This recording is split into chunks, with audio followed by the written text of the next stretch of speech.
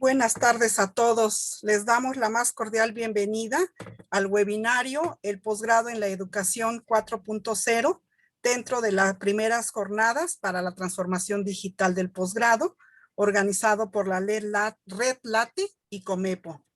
Esta sesión está siendo grabada con fines de difusión y consulta futura. Les pedimos, por favor, mantener sus micrófonos apagados y si gustan intervenir o si tienen alguna pregunta, lo pueden hacer a través del chat de esta reunión. Al final de la presentación, de la participación de los invitados, daremos unos 15 minutos para intercambio de opiniones. A continuación le doy la palabra al doctor Eduardo Gómez, presidente del Comepo, quien va a dar un mensaje y a moderar este webinar. Bienvenidos todos. Adelante, doctor. Muchas gracias. Buenas tardes. Es un gusto que nos acompañen en este webinario El posgrado en la educación 4.0, como ya se mencionó, organizado por la Red Late y el Consejo Mexicano de Estudios de Posgrado. En estos 14 meses que llevamos de esta pandemia, es claro que ha habido un proceso de transformación indiscutible. El confinamiento, la crisis social, sanitaria, económica, nos ha forzado a cambiar desde hábitos personales y profesionales hasta cambiar visiones. Y esto difícilmente lo hubiéramos hecho en condiciones normales.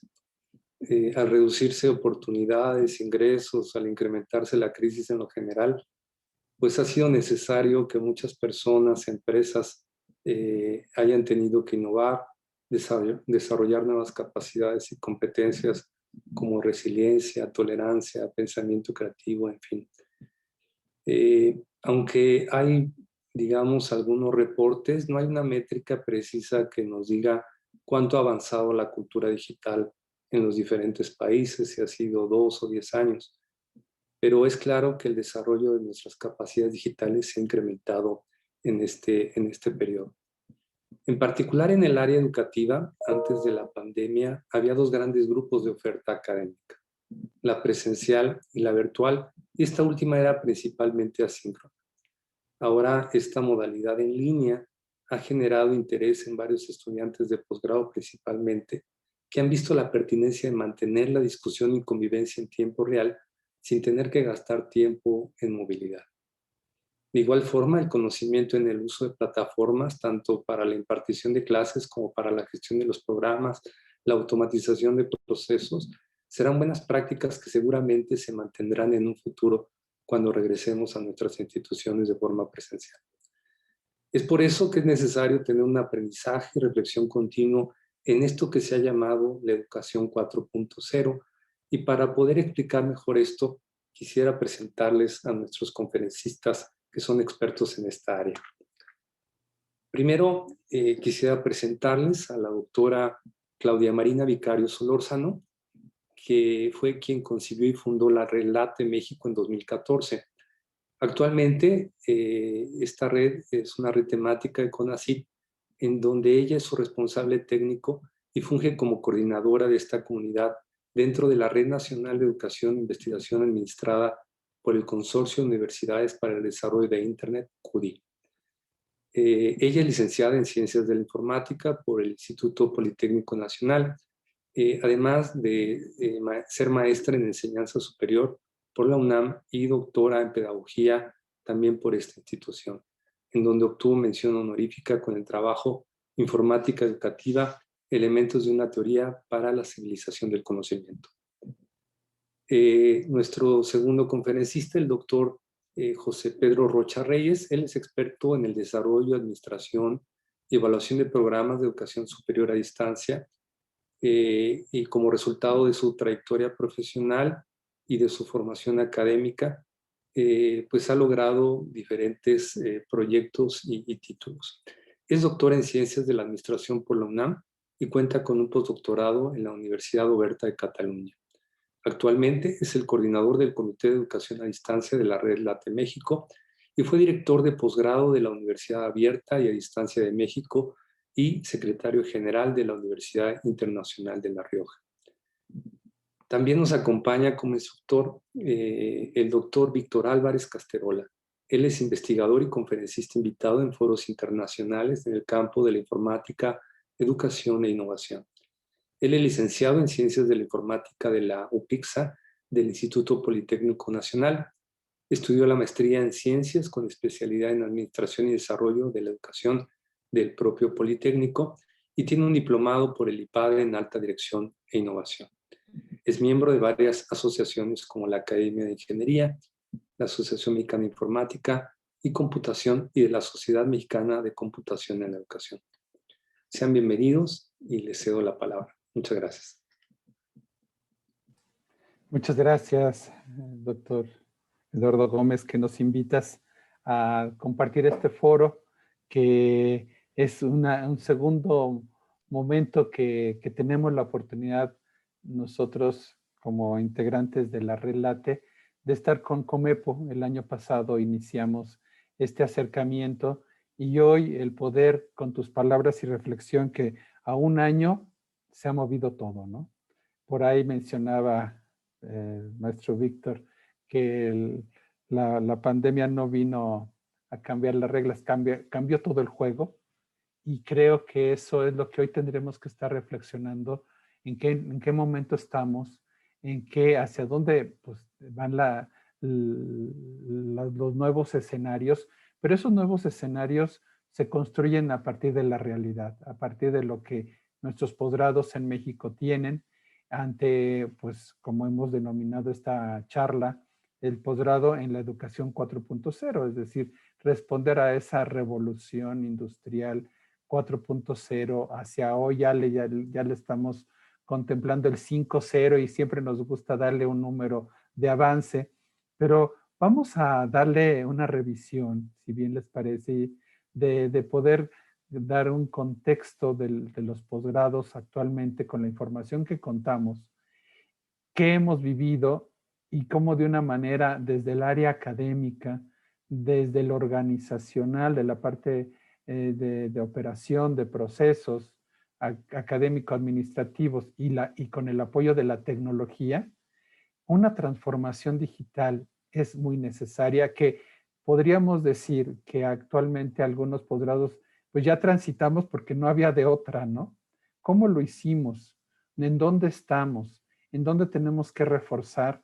Y que hacia dónde vamos en una modalidades híbridas, mixtas, que se están de una manera ahorita ya concretizando. En ese sentido, pues todos bienvenidos y bienvenidas a esta charla. Voy a compartir mi pantalla porque de eso se trata. Se trata de que entre colegas podamos tener una intercambio de ideas y que a partir de estas ideas pues construyamos proyectos de transformación digital en una educación 4.0. En ese sentido, pues agradecemos la invitación y la presentación que nos hiciste, mi estimado Eduardo. Y son datos que el mismo Comepo ha construido, diagnosticado, y que de una manera podemos utilizarlos como un punto de partida.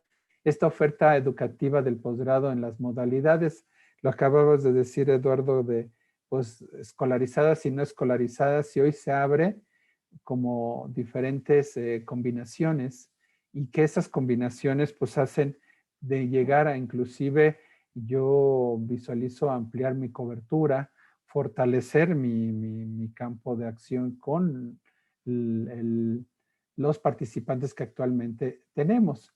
Entonces, este estudio es del 2016, que es este diagnóstico que todos contamos, y por dar una tendencia en ese momento, pues estamos hablando que el posgrado en las instituciones de educación superior, el 59% es privado y el 41% es público.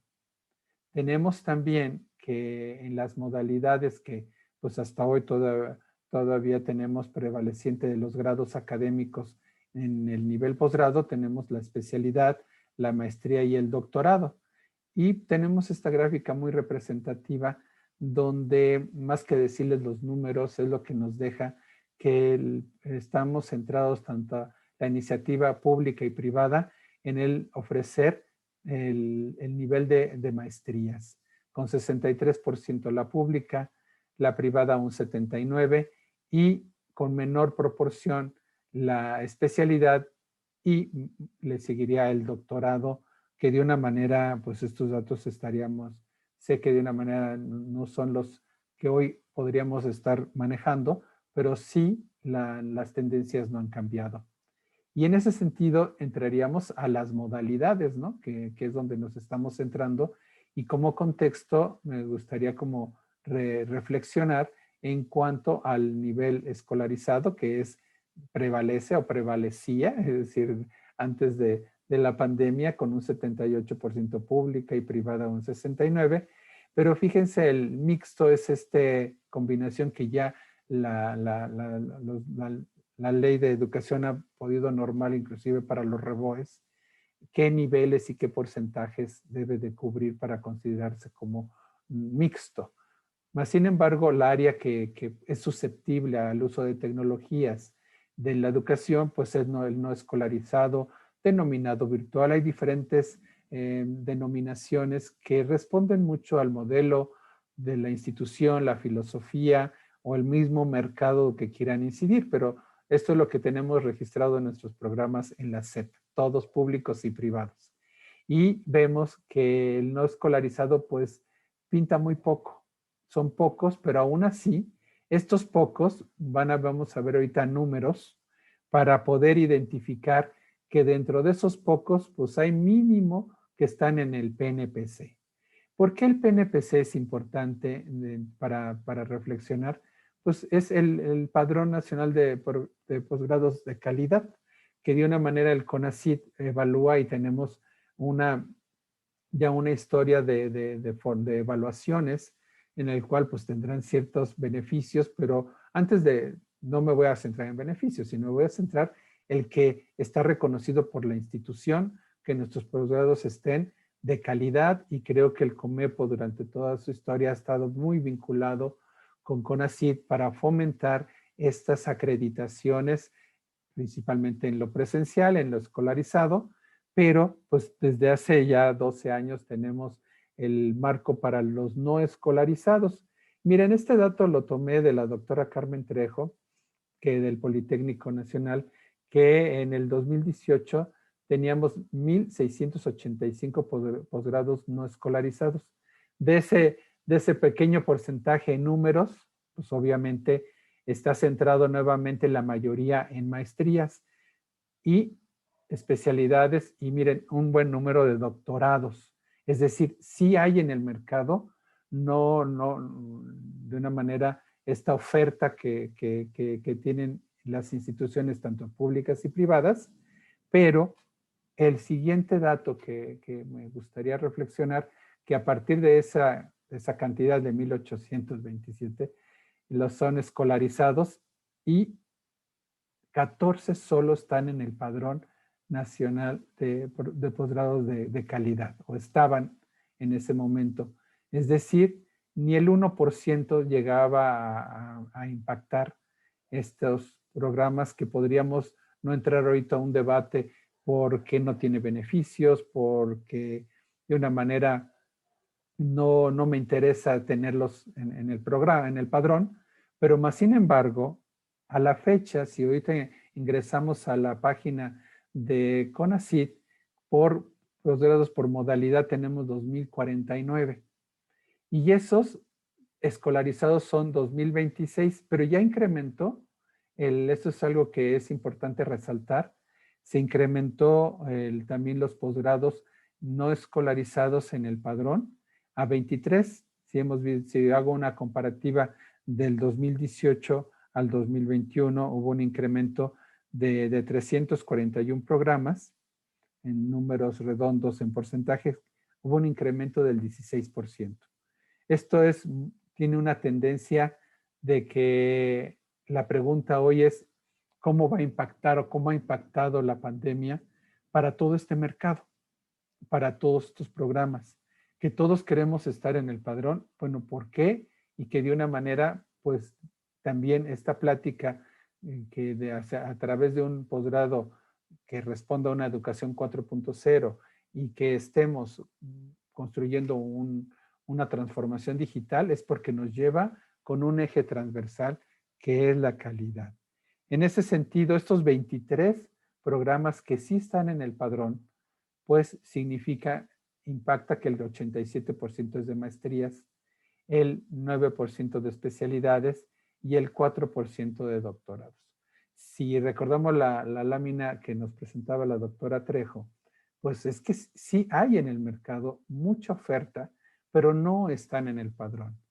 Aquí la plática no es convencer que entremos al padrón, sino la reflexión es por qué de una manera sí consideramos que si un posgrado hace un esfuerzo integral en todas sus áreas y logra una transformación digital dando respuesta a los nuevos retos, tendría que estar en posibilidades de estar en un padrón que, pues, de calidad y otra historia serían los beneficios, pero el hecho de estar ya lo distingue. Y así lo distingue a estos 23 programas a las universidades como es Querétaro, que tiene 2 programas, la Universidad Autónoma de Querétaro, la Universidad Autónoma de Zacatecas con un programa, la Universidad Autónoma del Carmen, un programa, la Universidad Da Vinci, 2 programas, pero miren, la Universidad de Guadalajara tiene 6, el 26% lo tienen en este padrón, la Universidad Juárez Autónoma de Tabasco, la Facultad Latinoamericana de Ciencias Sociales 1, el Instituto Politécnico Nacional con 3, que está igual que el TEC de Monterrey con el 13%, y la Secretaría de Marina. Tendríamos pues ahí un promedio de 3 programas. Esto nos lleva a que también nuestros programas en esta transición reflexionemos en cómo también debemos estar contemplando estos indicadores de calidad que no podemos no perder de vista cuando tenemos una transformación digital y una respuesta a una educación que demanda la sociedad del conocimiento como es en la educación 4.0. Todo esto nos lleva a preguntarnos dónde estamos, hacia dónde de una manera está ubicado los posgrados en México. Pues bueno, Marina, sería importante plantearnos por dónde partimos, por dónde debe de centrarse los posgrados en esta transformación digital, en esta educación 4.0 que se le ha denominado. Así es, Pedro. Gracias por la invitación y sobre todo por la colaboración a Comepo.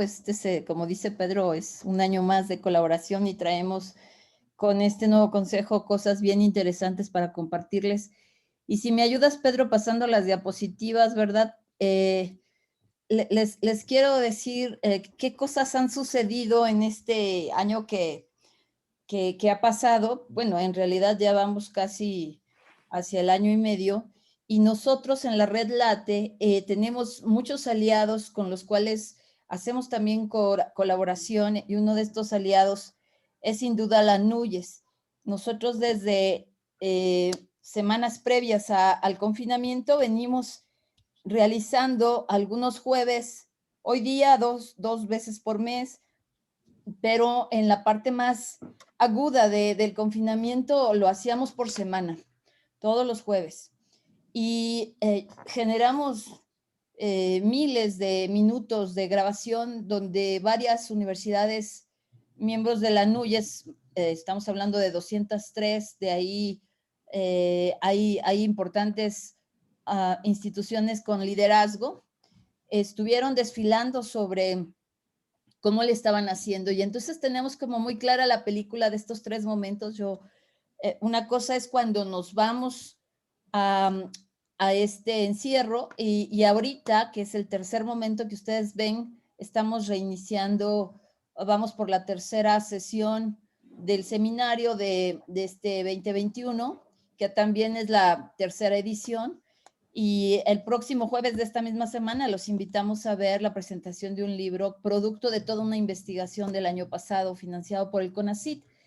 Y en este sentido, les decía, pues nuestras preocupaciones fueron primero, dónde estaban nuestros alumnos, nuestros docentes, el personal de apoyo, porque muchas instituciones ni siquiera tenían resuelta la comunicación educativa. Después, cuando todo esto sobre la marcha fue caminando, pues ya lo que teníamos enfrente fue el reto de las evaluaciones para el ingreso. Recordarás, Pedro, ¿no? Había que cerrar los periodos escolares, pero también había que hacer las convocatorias de recepción de nuevos alumnos a los programas. Entonces, muchos optaron por probar el proctoring por primera vez, se arriesgaron. Universidades que no lo hicieron presencial, se fueron totalmente en línea, y que han sido los punteros que han estado abriendo esta brecha, ¿no? Como la Universidad Autónoma de Nuevo León, por ejemplo. Entonces, hoy día hablamos de los modelos híbridos, esta disyuntiva en cómo vamos a regresar, sobre todo con esta preocupación de los temas que tienen que ver con laboratorios muy experimentales en el posgrado. Por supuesto, muchos posgrados muy rápidamente entendieron que no podían no dejar de ir a sus laboratorios, y con medidas de sana distancia continuaron. Algunos solamente tienen presencia de los investigadores principales, pero no necesariamente del alumnado. La parte de clínica en las áreas médicas, también una situación crítica respecto de estos modelos que nos convocaban a lo digital, pero que requerían también en las áreas artísticas o deportivas una presencialidad. Estamos resolviendo eso, y en el camino, Pedro, si vemos en las siguientes láminas, en el camino logramos de alguna manera sinergias, solidaridad, y hicimos agendas compartidas. Sobre todo compartimos recursos. Rápidamente, México tiene una ventaja de que sabe hacer consorcios, y esta cultura del consorcio nos ha permitido en este momento que todas las universidades que teníamos una tradición en la educación a distancia y virtual, pues sumáramos capitales en términos de contenidos para poder que nuestros maestros tuvieran de alguna manera con qué empezar el trabajo. Obviamente a estas alturas ya todos detonamos en su momento nuestros espacios formativos, nos sostuvimos como tablas de náufrago de los LMS. Más adelante también se puede ver por ahí, Pedro, si me ayudas con la siguiente lámina. Sí.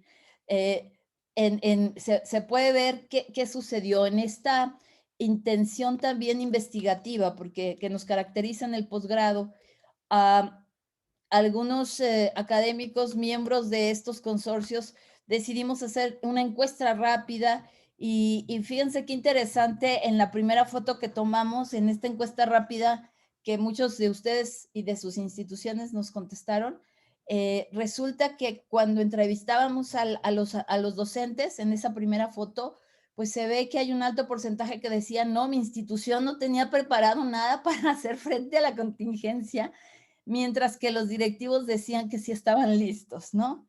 O sea, la parte de gestión se asumía como con una estrategia clara y preparada, al menos en el interrogatorio, pero los académicos dijimos que no lo veíamos del todo resuelto. Esta fue la primera foto, y a mí me parece que es significativa de lo que después detonó un proyecto en la red LATE, del cual les estoy hablando para mostrar resultados el próximo jueves, que por cierto va a ser presentado por 3 rectores. Estos resultados, va a ser comentado el libro por 3 rectores. Y entonces, en la siguiente lámina, Pedro, pues tenemos datos importantes que la propia Secretaría de Educación Pública, desde su área, que tiene que ver con las universidades, incluso interculturales, ¿verdad?, las autónomas, levantó a 582 instituciones, y en donde en estas 582 instituciones dio cuenta. Aquí está la directora Carmen Rodríguez Armenta en esta imagen, pues diciéndonos que hicieron un corte justo al 8 de mayo, o sea, vean, hace un año, y entonces ellos descubren que el 100% de las instituciones que encuestaron reportaron que justo durante la emergencia continuaron sus actividades. Y esto es cierto. La verdad es que la Red LATE ha estado colaborando con MetaRed Internacional, con otros 9 países, y en el caso de Red Clara hemos estado colaborando con otros 8 países, y afortunadamente en la región, la verdad es que la respuesta universitaria, más allá de lo que el propio gobierno resolvía, que en muchos de los casos hubo apoyos, estoy hablando de toda la región iberoamericana o latinoamericana, supimos cerrar filas y salir adelante, salir a flote. Yo suelo decir que no siempre en el caso de educación básica podemos entregar las mismas cuentas en el caso mexicano. Pero si vemos en la siguiente diapositiva, pues estaremos dando cuenta de que en esta encuesta oficial se resolvió la comunicación, incluso hubo quienes entregaron préstamo de equipos de cómputo, que otorgaron, si eran universidades privadas, facilidades financieras, otros apoyos económicos y becas, ¿no? Por supuesto, en el primer semestre que nos tomó por sorpresa esta pandemia, les dimos facilidades a los alumnos para ir sacando, pues digamos, la parte escolar, pues poco a poquito, porque no todos tenían las condiciones. Y fuimos saliendo adelante. En la siguiente diapositiva se puede notar que incluso no solo salimos adelante en términos de formación docente, sino que también a mí me gusta decir que muchas casas de estudio llevaron a cabo procesos de innovación tecnológica, innovaron en desarrollos de respiradores, en fin, de cosas muy interesantes. Nosotros en la Ciudad de México colaboramos también con nuestra Secretaría de Educación, Ciencia, Tecnología e Innovación, y ahí hay más de 62 proyectos que se generaron el año pasado, impresionantes todos ellos, desde la parte económica, cuestiones de medio ambiente y, por supuesto, muchísimos proyectos de investigación en el área de salud. Así, me honra decirles que también la red es testigo de cómo sus aliados en consorcio como ANUYES llevan a cabo o se llevó a cabo por primera vez un estudio sobre el estado actual de las tecnologías educativas en estas instituciones. Me van a perdonar, la siguiente diapositiva lo dice, pero en la que sigue, Pedro, creo que al pegarlo se fue al revés y parece que está en hebreo, pero no, tenemos que voltear ese cuadro, ¿no? Este es un modelo muy interesante que nos puede inspirar en el posgrado a ver los elementos que de alguna manera cuando incorporamos tecnologías de este tipo tendríamos que tomar en cuenta, y es un modelo que 3 investigadoras mexicanas estuvimos estructurando a partir de una colección de reactivos que ya MetaRed aplicaba desde España hace 3 años atrás, ¿no? Estos elementos del contenido, de la tecnología, de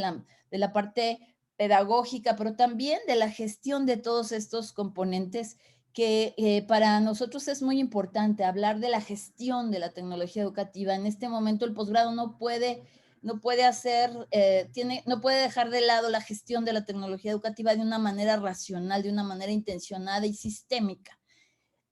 Esta solidaridad, la red también tiene el privilegio de expresarla a través de nuevos esfuerzos de colaboración, de cooperación, y en la siguiente lámina les muestro uno de los más icónicos, en mi opinión, donde cerramos filas para encontrar 8 ejes estratégicos en los que tenemos que trabajar. Aquí hay un documento donde varios miembros de este grupo que ahora nos llamamos EduTradi, ¿no? Por este equipo de colaboración para la transformación digital de la educación, no solamente generamos este primer mapa de ruta que traza los puntos en los que, de acuerdo a la agenda, en nuestra opinión, el país tiene que estar atento y tiene que estar haciendo sus propias agendas, que esperamos estas agendas en el posgrado, sino que también estamos a días de mostrarles un ejercicio muy interesante que tiene que ver con un inventario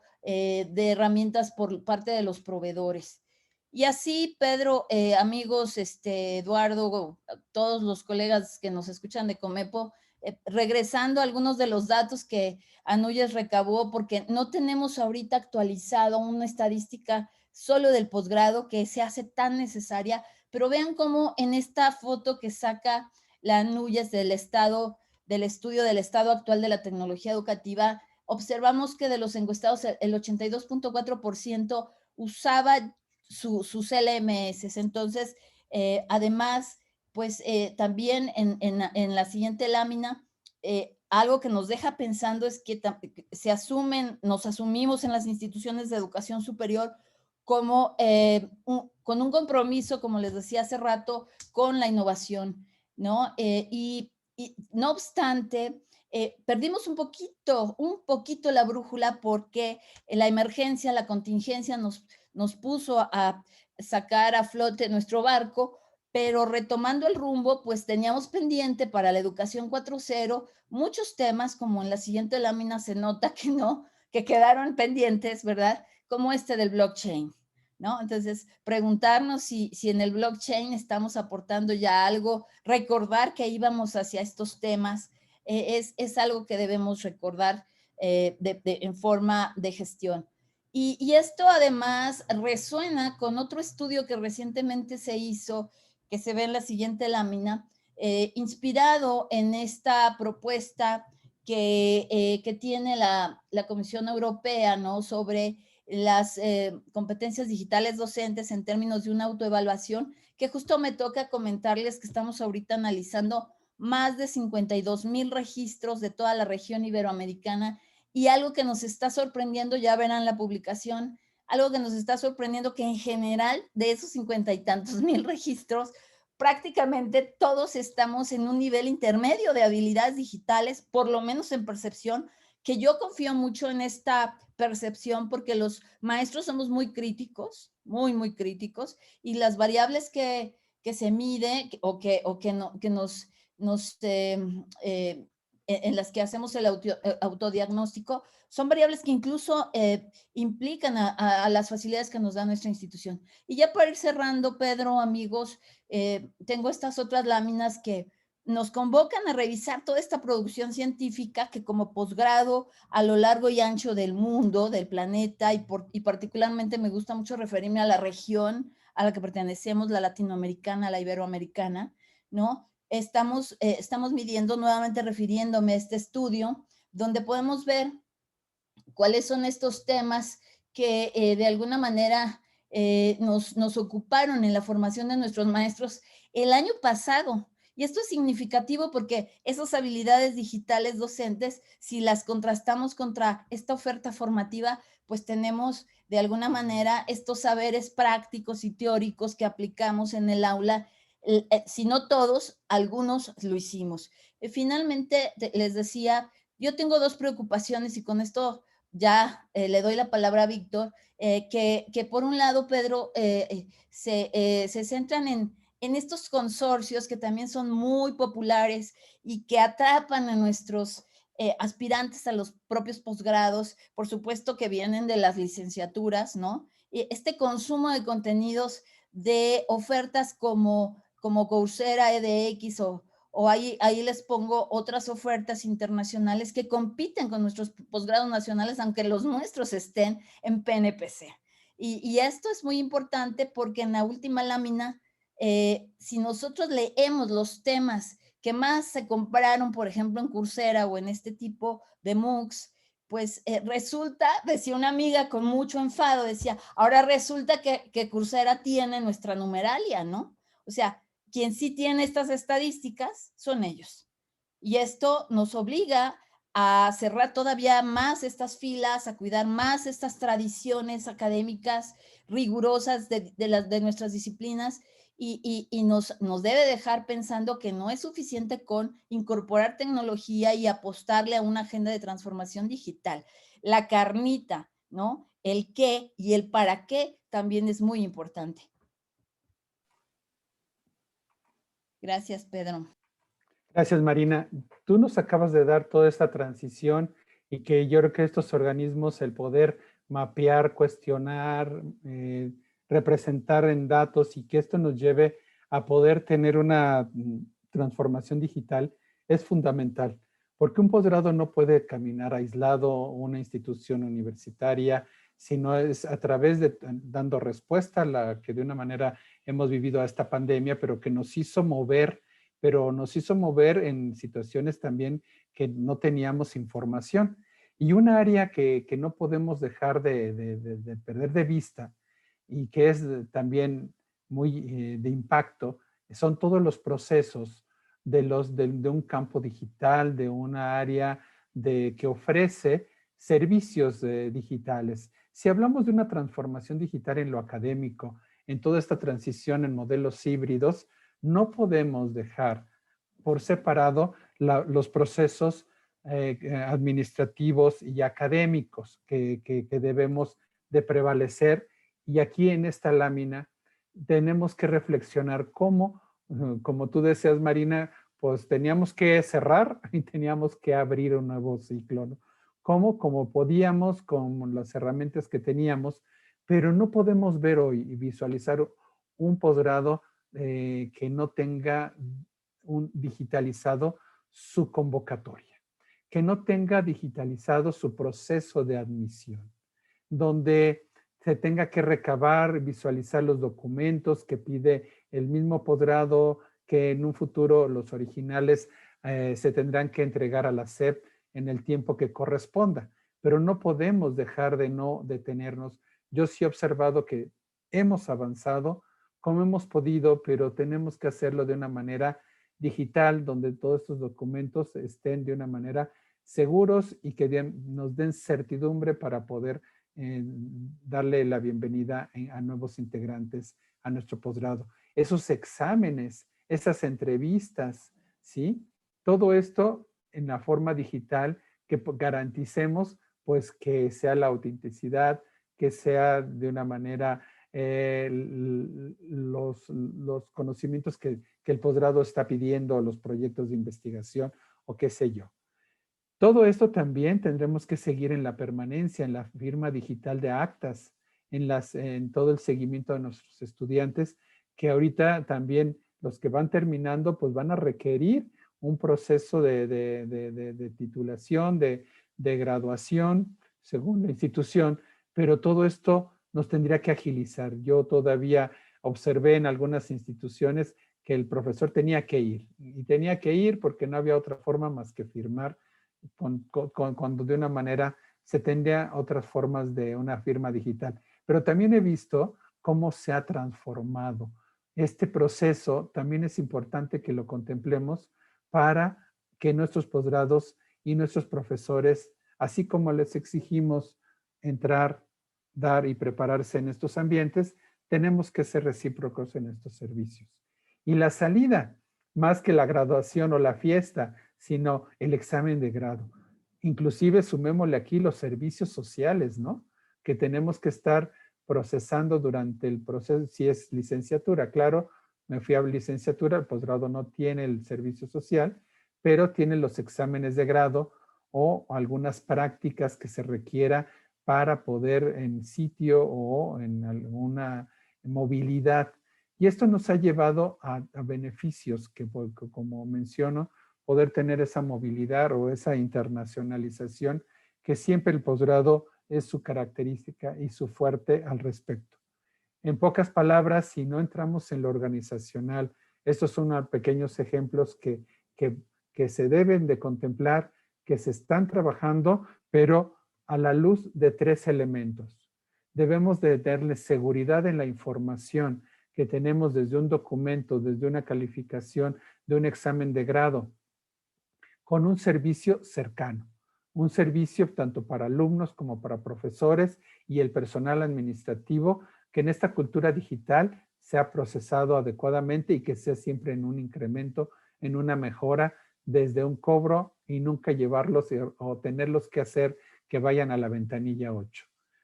Abrigados de una normatividad, porque si algo que vimos es que la normatividad quedó obsoleta. Si nos aplicábamos a la normatividad no podíamos hacer nada, era una camisa de fuerza, y hoy lo que tenemos que darle es flexibilidad, seguridad, certidumbre y responsabilidad a los procesos, donde de una manera no nos detengan y al contrario nos agilicen en las nuevas opciones en modelos híbridos, mixtos, y que hoy los posgrados vamos en esa tendencia. Pero todo esto no se puede lograr sin la tecnología, y para esto el maestro Víctor Álvarez nos va a dar unas reflexiones para ir cerrando la charla. Es poco el tiempo, pero queremos utilizarlo al máximo porque pues de todos estos componentes se construye la transformación digital. Víctor, te escuchamos.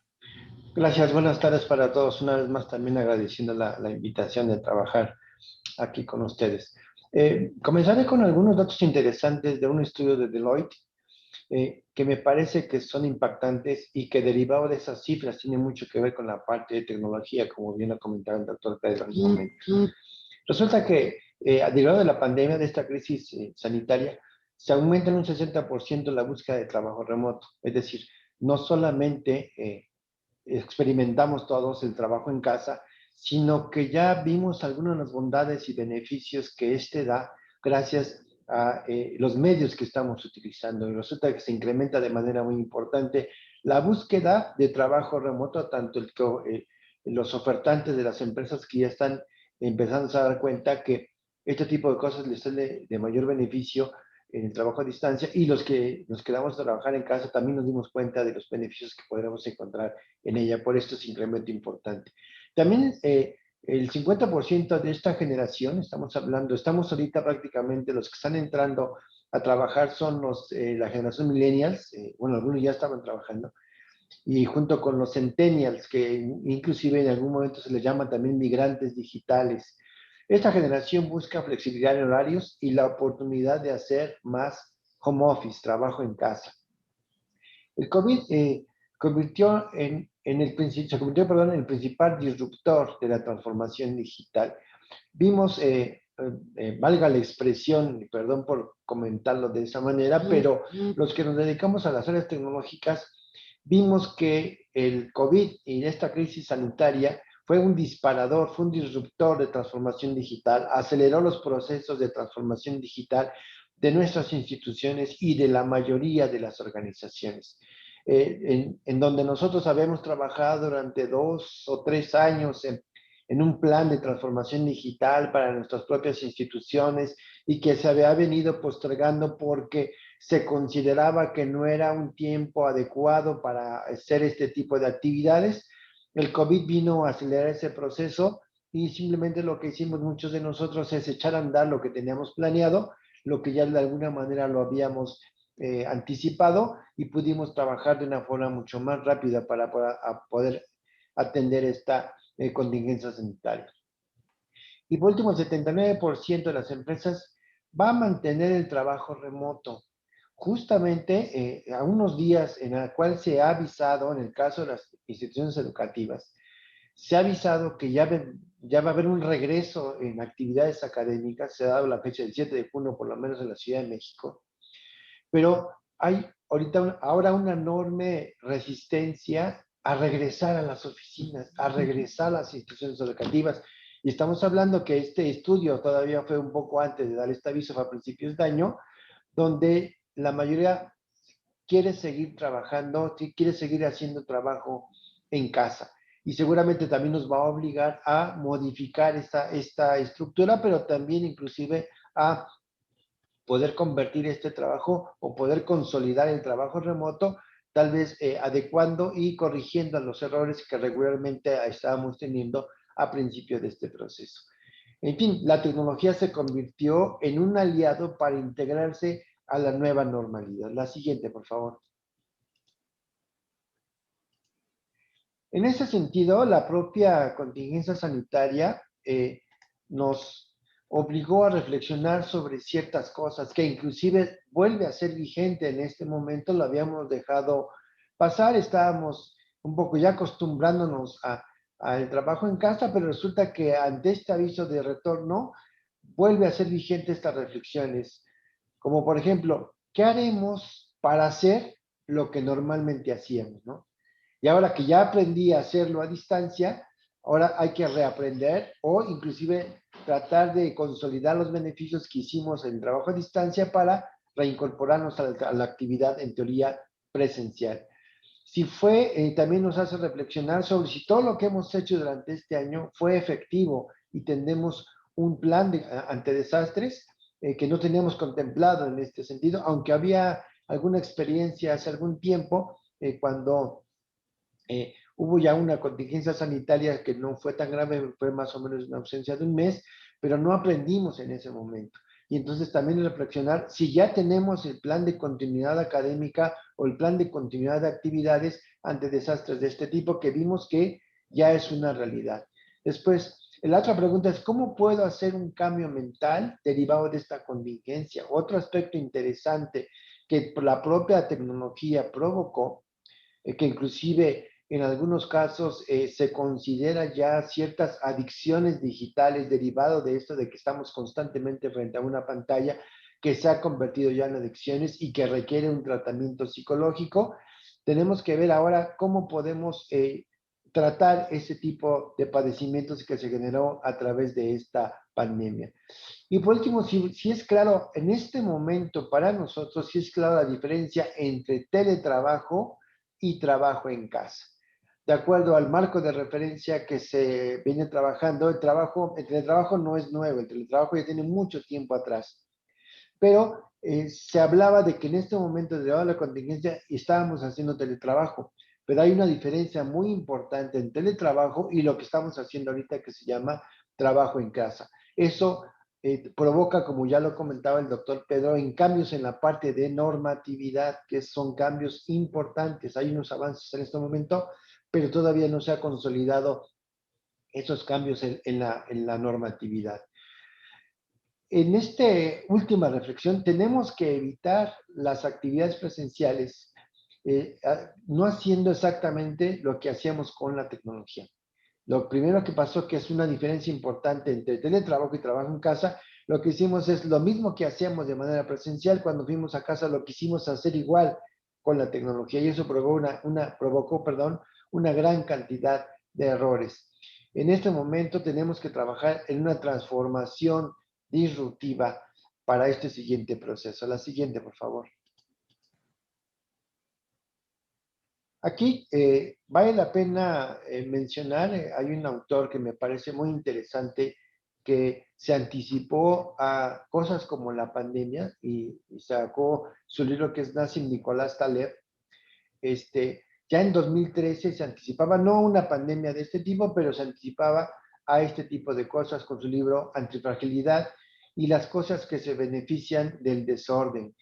Y se convirtió en una lectura muy vigente en este momento para ver cómo podemos aprovechar todo esto que acabamos de vivir para poder salir hacia adelante. ¿Esto a qué se refiere?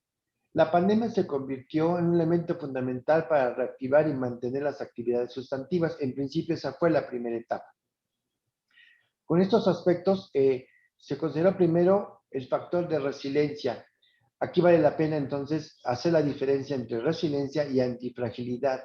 La resiliencia, como marcan los cánones, es regresar a una normalidad, regresar a como estaba yo trabajando antes. Pero no sé si coincidan conmigo. El regresar a hacer lo mismo que hacíamos antes de la pandemia va a ser muy complicado ahora volver a hacer. Sino tenemos que evolucionar, tenemos que aprovechar, concretar todo lo que se nos presentó para evolucionar. De esto habla un poquito esta lectura. Y de hecho, inclusive también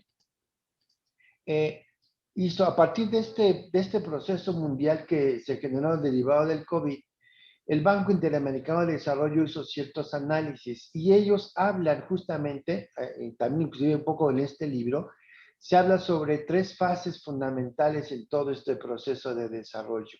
La primera etapa fue la fase de disrupción, que fue cuando entramos a la primera etapa. Dentro de esta primera etapa del COVID, vivimos en inestabilidad, nos obligó a un cierto aprendizaje y empezamos a crecer, que en ese momento estamos ahorita en diversas medidas, pero cada uno de nosotros en nuestra organización y en la vida personal estamos en ese proceso de crecimiento. Entonces, apenas estamos en la primera etapa de este proceso. La siguiente etapa sería la de transición. Perdón. No, todavía seguimos en esta, perdón, Pedro. Sí. La siguiente sería de transición y en esta, según el Banco Interamericano de Desarrollo, estaríamos preparando la etapa que sería el retorno a las actividades no normales, sino a la evolución que se generó a través de la pandemia. Y la tercera sería la reinvención de nuestros procesos y todos estos basados con herramientas tecnológicas. Este estudio del Banco Interamericano de Desarrollo habla sobre ¿Cuáles van a ser los innovadores disruptivos que tenemos que preparar a los estudiantes para la fuerza laboral del mañana, que marca un hito muy importante con esta? Esto también nos obliga, seguimos en la misma, nos obliga justamente en esta primera etapa a hacernos algunas reflexiones también, y que ya las vimos hace un momento, y es cómo, hablando en términos de tecnología, cómo facilitar el acceso a la tecnología. Eso fue uno de los elementos que sufrimos de manera muy importante, porque la tecnología de alguna manera, o las plataformas tecnológicas, la teníamos puestas en cada una de nuestras organizaciones, pero cuando todos nos vamos a casa, empezó el problema de cómo hacer llegar la tecnología a la casa de cada uno de nosotros. Cómo proporcionar esa conectividad, que es un elemento que ha sido fundamental en todos los procesos. Hemos perdido, como muchos deben de saber, hemos perdido a muchos estudiantes que simplemente no pudieron conectarse y ya no pudieron regresar a la escuela. Entonces es un aspecto interesante que hay que revisar. Y después también cómo gestionar la comunicación, cuáles son los mejores elementos de comunicación que tenemos que hacer. Todos esos elementos que acabamos de mencionar tienen que ver con aspectos tecnológicos y que se mencionan justamente en esta renovación o evolución. Ahora sí, la siguiente. De alguna manera, hemos ya trabajado como pudimos con muchas herramientas tecnológicas ya conocidas por todos nosotros y que hemos ido platicando, experimentando, como son básicamente los LMS, que de alguna forma ya los trabajamos, nada más incorporamos estas tecnologías. Pero ahora viene ya una corriente internacional de tecnologías que están siendo utilizadas y que van a apoyar los procesos educativos. Una de ellas que ya se está utilizando, yo digo que de manera muy cotidiana en la primera etapa, es la inteligencia artificial en sus diversas gamas. Por ejemplo, en nuestro caso concreto, creamos un pequeño robot que respondía a preguntas frecuentes que hacen regularmente los alumnos y los maestros y que contesta las 24 horas del día. Es un pequeño robotito que atiende ese tipo de cosas. Entonces, la utilización concreta de inteligencia artificial en su primera etapa, para después ir construyendo otras. Estamos en otro proyecto donde vamos a utilizar la inteligencia artificial que se conviertan en tutores de alumnos en problemas de alta complejidad o en problemas de que hay que estar repitiendo constantemente ciertos temas a los alumnos que inclusive se encuentran a la distancia y que a veces es complicado que el propio maestro asesore de manera personal a cada uno de ellos. Son los proyectos que se van acercando y que ya hay universidades que tocaremos en el seminario. ¿Cuáles son los ejemplos de estas universidades que ya han utilizado la inteligencia artificial en estos procesos? Otro elemento fundamental, otra tendencia tecnológica que se está utilizando es la propia analítica de datos, es decir, a través de los datos, identificar el comportamiento de nuestros estudiantes, que a la distancia se antojaba un tanto complejo, y ahora con el comportamiento que tienen los alumnos cuando entran a las plataformas educativas, cuando responden preguntas, cuando se está dando su propio seguimiento, la analítica de datos nos da elementos fundamentales para prever muchas cosas en este sentido. También los drones es otra herramienta tecnológica que se está utilizando, más propiamente para el área educativa, para otro tipo de actividades, pero ya se empieza a utilizar como una tendencia tecnológica que se está utilizando constantemente. La otra parte es el Internet de las Cosas, que un poco en términos educativos ya se están adiestrando a cosas como, por ejemplo, el Alexa y herramientas por este estilo, donde inclusive un grupo de maestros está empezando a entrenar a estos dispositivos de Internet de las Cosas, como Alexa, para dar lecciones de inglés y ayudar a la pronunciación de los propios alumnos, ¿no? Esa sería otra. La otra, el cómputo en la nube, que esa es otra tendencia importante que se está generando. La mayoría de los servicios ha encontrado una enorme facilidad en el cómputo en la nube e inclusive un poco más económica. Ya la doctora Marina hablaba del blockchain, que se está convirtiendo también en una tecnología importante en procesos educativos. En otro tipo de aspectos que tienen que ver con diseño y otras, sobre todo carreras que tienen que ver con aspectos de este tipo, pues está la impresión 3D, que también se considera como otra tendencia tecnológica internacional que está apoyando a procesos educativos, que pueden ir desde procesos de diseño normal de ingeniería hasta aplicaciones médicas con impresiones 3D. El que viene también acompañado con analítica de datos es el Big Data. Este manejo de grandes volúmenes de datos para lo que es analíticas de aprendizaje o analíticas en general.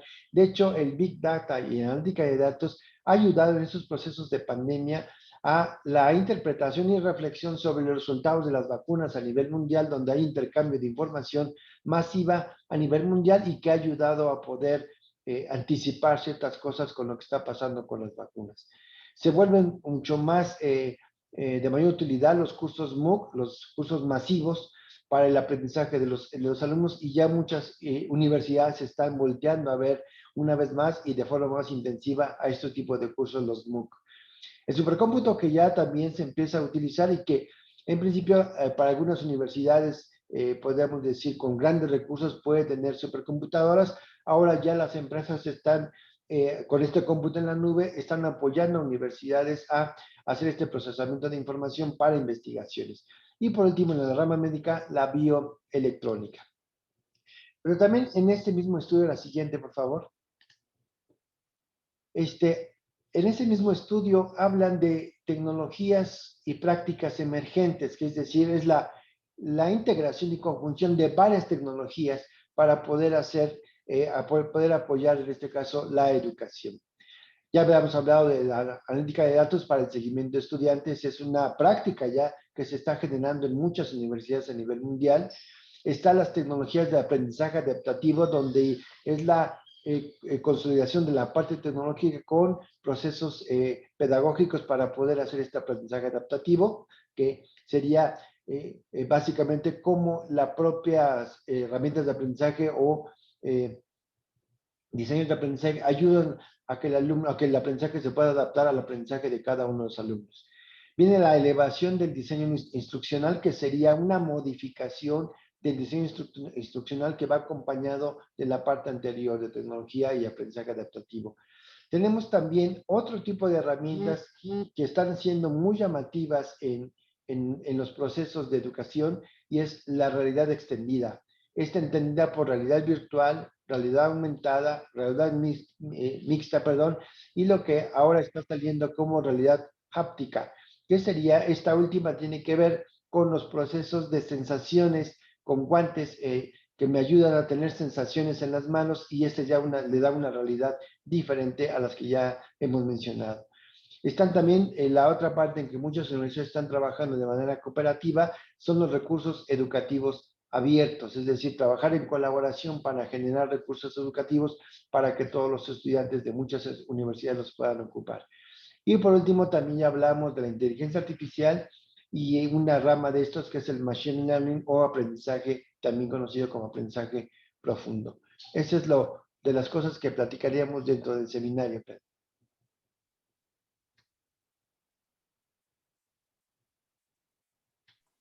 Gracias, Víctor. Yo creo que nos has dado un panorama pues muy retador para que todos nuestros invitados y participantes el día de hoy les mostremos pues que estamos trabajando y ya estructurado, ya tenemos tiempos para un seminario taller que es la transformación digital educativa para el posgrado mexicano. Cabe mencionar que esta es la segunda edición. El año pasado tuvimos la oportunidad de tener este primer contacto de experiencia con el posgrado y fue de una manera impactante. Fue realmente muy participativa, donde se lograron anteproyectos, porque bueno, no se pusieron llegar a la conclusión, pero todo el diseño de transformación en las áreas académicas de gestión y en la misma área de tecnología, que fue muy satisfactorio para el posgrado. En ese sentido, pues les dejamos, los invitamos a que se está empezando la difusión de este seminario taller, la versión 2021. Aquí está una liga, me imagino que también el Comepo nos la hará saber, nos la hará llegar a todos los integrantes de Comepo para poder participar, y en resumen, pues se inicia el 23 de junio, termina el 9 de septiembre, con un total de 75 horas en 12 semanas, donde tendremos actividades, una reunión semanal asíncrona y trabajos asíncronos que están enfocados a la transformación, al análisis del mismo elementos que tiene el posgrado en función de construir un anteproyecto que junto con nosotros y en una forma conjunta podemos trabajar y hacer propuestas inteligentes para el posgrado en esta transformación digital con el fin de presentarlo en el Congreso Anual de Comepo que tenemos, que se tiene pensado, que tiene ya planeado del 9 al 10 de septiembre en la Universidad La Salle Bajío, en la ciudad de León, es la sede, no sé cómo vaya a efectuarse según las condiciones, pero lo que se pretende es que tengamos nosotros un coloquio donde se presente los proyectos que lleven a una transformación digital para el posgrado. Les damos las gracias, nosotros como integrantes de la red, teniendo este panorama general que hemos tratado de transmitirles de un posgrado en esta transición y respuesta a una educación 4.0, pero desde nuestras propias realidades y condiciones que hoy vivimos ante esta pandemia y hacia lo que viene de poder transitar a nuevos escenarios que tenemos ya presentes y hay que dar respuesta. Voy a dejar de compartir para que en ese sentido, Eduardo, escuchemos comentarios de nuestros invitados del día de hoy, porque ha de haber inquietudes en función de este tema, pero también pues el ofrecerles este seminario que es un espacio, un encuentro que puede dar mucho para los posgrados.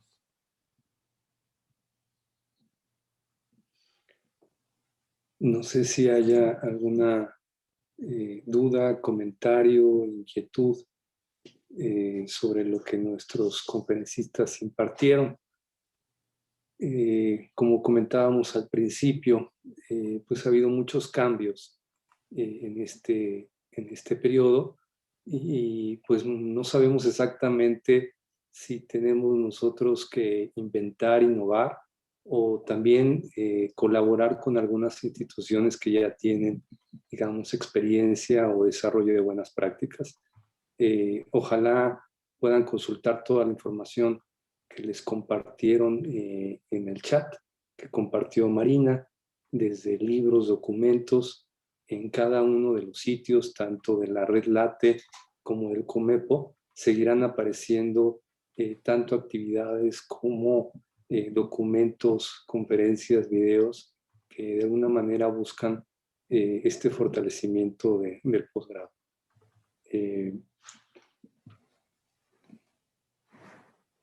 No sé si alguien levantó la mano, algún comentario. Bueno, vemos que vienen hay unos saludos desde Chiapas.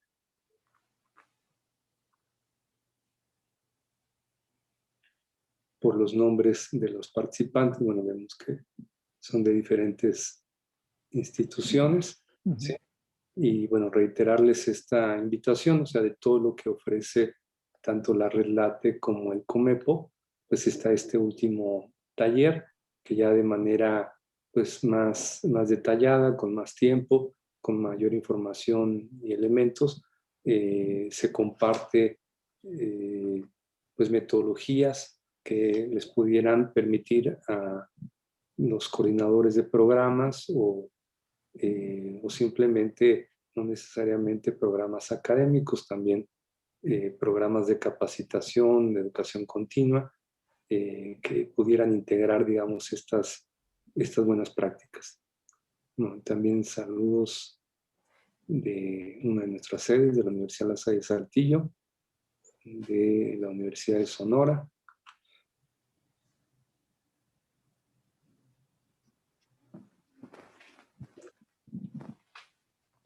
Bueno, no sé si para cerrar el taller, alguno de nuestros conferencistas quisiera hacer un cierre, alguna frase con la que se quisiera complementar para despedirnos. Yo más que una frase, Eduardo, comentarle a tu comunidad Comepo que en esta agenda de trabajo que nos has solicitado, de hecho, como apoyo.